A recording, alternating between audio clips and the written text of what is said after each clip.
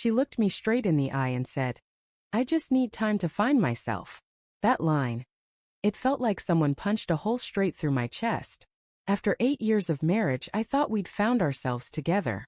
But apparently I was wrong. Her name's Lily. We met in college. She was the wild one, full of dreams and restless energy. I was the steady guy with a plan. We balanced each other out. At least that's what I thought. When she said she wanted space, it wasn't out of nowhere. Looking back, I can see the signs, the way she started pulling away. Fewer hugs, shorter kisses. Her laughter, once loud and carefree, started sounding forced. We used to talk about everything. Now, dinner was just the clinking of forks and the sound of her scrolling through her phone.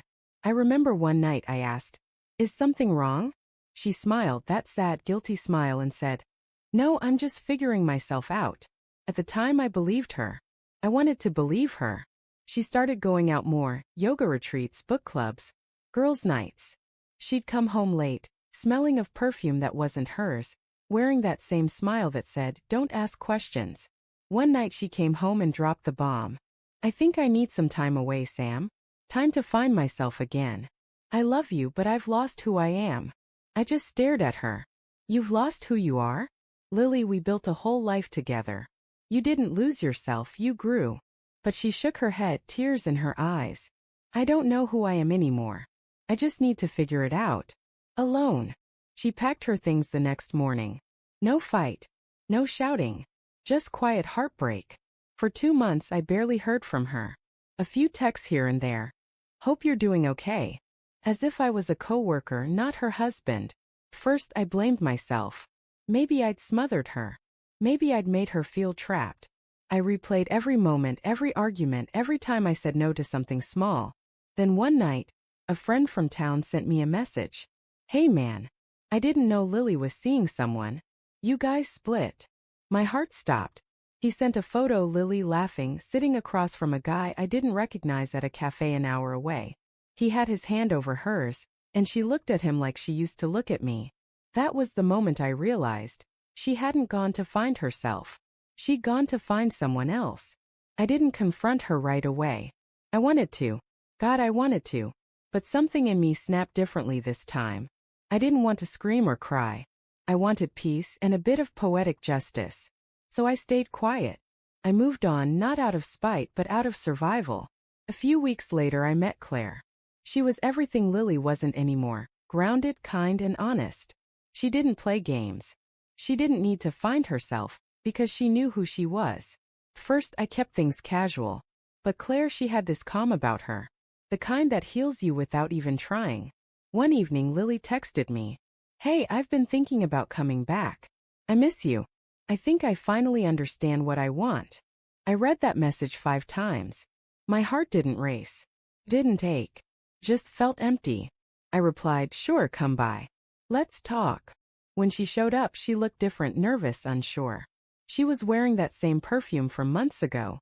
We sat in the living room, awkward silence stretching between us. She finally said, "I realized I made a mistake. The space helped me see how much you mean to me." I leaned back, studying her. "Did it also help you see him?" Her face froze. What? "Lily," I said softly, "you didn't go to find yourself. You went to find someone who made you feel alive again. The problem is, you forgot who helped you stay alive in the first place."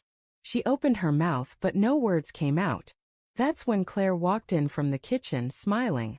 "Hey, I brewed coffee. Should I bring one for your guest?" The color drained from Lily's face.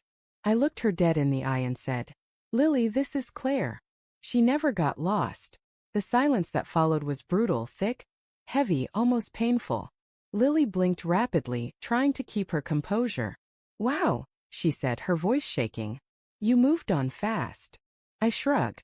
"You told me to give you space. I just used it wisely." She laughed bitterly. "So that's it? After everything we've been through?" I nodded slowly. "That's it." She stood up, grabbed her purse, and walked toward the door. Before she left, she turned and said quietly, "You changed." I looked at her, really looked at her, and realized she was right. "I had to," I said, "because waiting for you almost made me lose myself too." She didn't say another word. Just walked out, closing the door behind her. After she left, Claire sat beside me, resting her hand on mine. "You okay?" she asked. I smiled faintly. For the first time in a long time, yeah, I think I am. That night, I thought about how love can twist into something unrecognizable when people stop growing together. Lily didn't really want to find herself. She wanted a version of herself that no longer existed. And maybe that's okay. Maybe some people have to get lost before they realize what they've thrown away. But as for me, I stopped waiting for her to come home. Because sometimes peace isn't about who you end up with. It's about who you become after the storm. And when Lily went searching for herself, I found me.